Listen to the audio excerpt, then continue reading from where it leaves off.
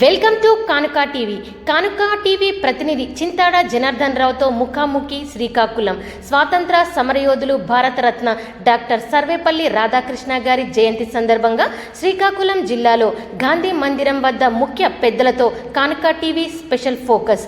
ఈ వేడుకలో ముఖ్య అతిథులుగా విగ్రహదాత బండానా దేవభూషణ్ మరియు ప్రముఖ పెద్దలు జామి భీమశంకర్, కొమ్మి రమణమూర్తి తదితరులు పాల్గొని వారి యొక్క సందేశాలు వివరించారు.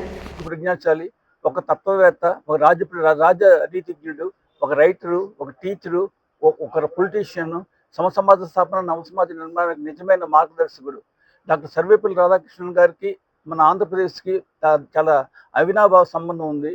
ఆయనకి మొదటి డాక్టరేట్ మన ఆంధ్ర యూనివర్సిటీ ఇవ్వడం జరిగింది.